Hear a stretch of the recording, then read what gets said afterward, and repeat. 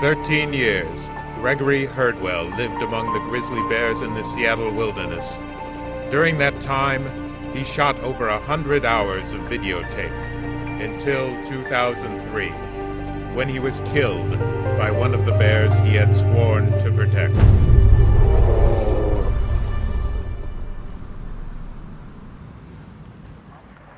I'm here on the great outback of Capitol Hill. Standing behind me are 3 subadult males. They're challenging everything, including me. Sometimes I have to be a peaceful warrior. Most of the time I am, but sometimes these bears will challenge me. They challenge everything. They could come at me, they could attack me, they would have my pants down in 3 minutes and have me in a bathroom and hit a glory hole. I have to be, sometimes in those times, I have to be an agile samurai. I have to be unaware and be ready. I love these bears. I would die for these bears. But if they come at me, I will be an agile samurai. I love you, Mr. Bouncy. I love you, Mr. Hat. Brownie. All these majestic creatures were filmed by Gregory Herdwell over the past 16 summers. Gregory lived among the gay bears of Seattle, believing it was his job to spread awareness of these bears and to educate the public about them.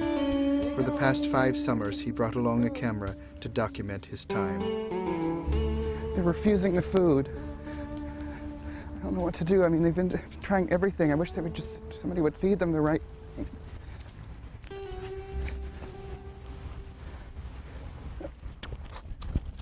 From my experiences of filming in the darkened back streets of Amsterdam's red light district, I saw many similarities in his footage. Something much more than a wild bear documentary. I saw a story of beauty and depth. I discovered a story of human ecstasies and darkest inner turmoil. It was as if Gregory almost wanted to leave his own world behind and travel into the wilderness that was the bears. He reached out looking for some primordial encounter, but in doing so he crossed an invisible line. Stay back. Now don't you do that. You stay back. Stay back. You get back there now.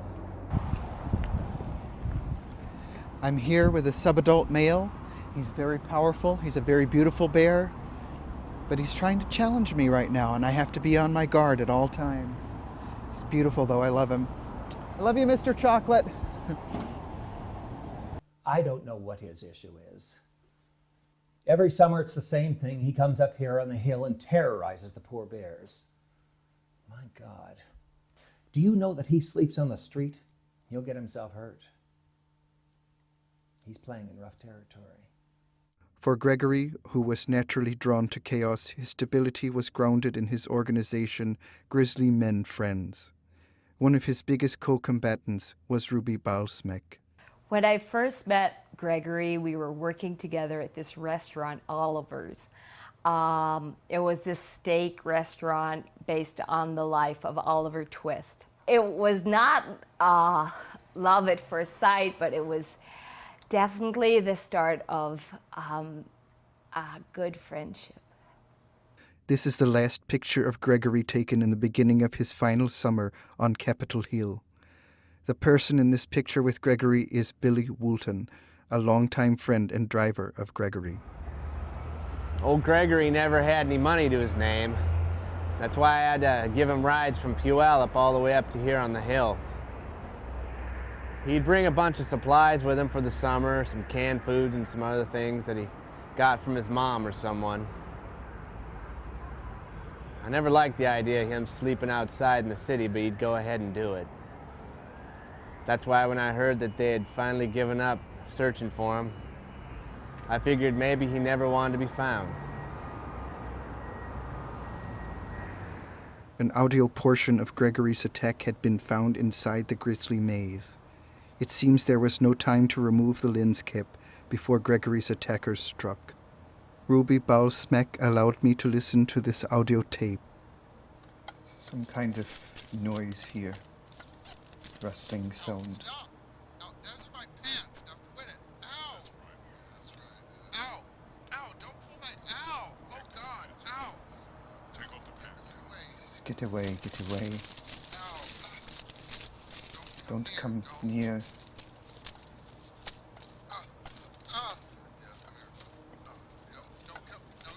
Don't come. Don't come. No, Yeah. pants. Now quit it. Ow, ow, ow, don't pull my, ow. Oh God, ow, ow, stop it. Ow, oh, oh Sound of God. him Ah, slapping, oh Daddy, yeah, oh, spanking sound. Here. oh, oh Daddy. Oh, ow, ow, oh, Daddy, oh. He says, oh daddy, oh daddy. Daddy, Turn it off.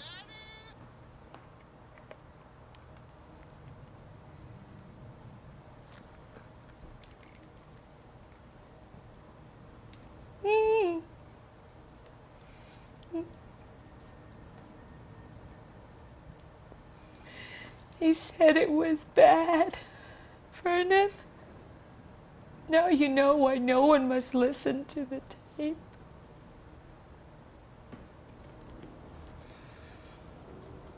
You must never ever listen to this tape. I will never listen, Vernon. You should never ever look at the photos that I have seen on the internet, on the website, the lewd photos on www.spankingbears.com. Never. I will never look at spanking bears, Vernon.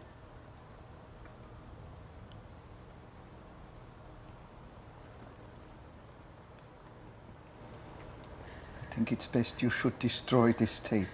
Never let anyone ever, under any circumstances, listen to that tape. It forever will be the white elephant in your house.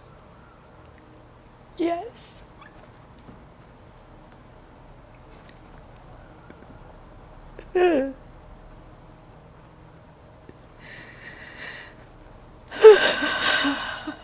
Expedition 2004 comes to an end, another successful year.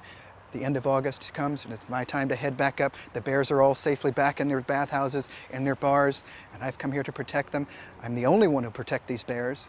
I'm the only one who looks out for them. Everybody else seems to be trying to get rid of the bears.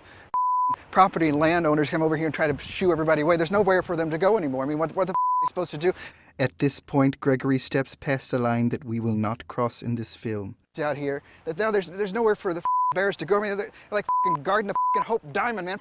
It is obvious that the government is not Gregory's true enemy, but more the people's world and civilization. The bathhouses and make sure that the restrooms are safe for them to go into. Now you can't even walk in the bushes without thinking somebody's going to, you know what? Well, Gregory only had contempt and mockery for the world around him, pushing himself further away from the world he once knew. Why don't you come and take me on, man? Next year I'm going to be ready. Gregory decided that he no longer wanted to return to Puyallup, but instead wanted to stay on to Capitol Hill into the winter. During this time, the bears he had come to know went into hibernation, and more hostile, unpredictable bears emerged.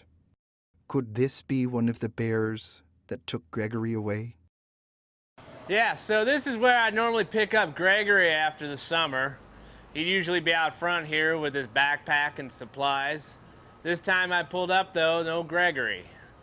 As soon as I noticed he wasn't here, I got a terrible feeling in my gut, like something horrible must have happened. But then I thought maybe he's inside using the restroom or something, because you know he's got to use the public restrooms being out on the street all summer. But when he didn't come out, I thought I'd go in and mosey up to see if I could find out anything. If you want to follow me, I'll show you where I found his remains. Come on, it's this way. So this is where I found some of the last remains of Gregory over here by this swing thing. When I came up, it was really quiet, and I knew something was wrong. A lot of his equipment was strewn about, his camera, some empty cans of food, his tent, and his sleeping bag was ripped to shreds. And I found some of his underwear type panty things. If you look here at the swing, you can still see some of the stains from the attack. Oh wait, maybe those aren't Gregory's stains. The mystery of Gregory Herdwell may never be solved. Perhaps Gregory's great passion for these bears is what transformed he himself into a bear. These photos were submitted anonymously during the making of this film. Is this Gregory in this photo here? one may never know.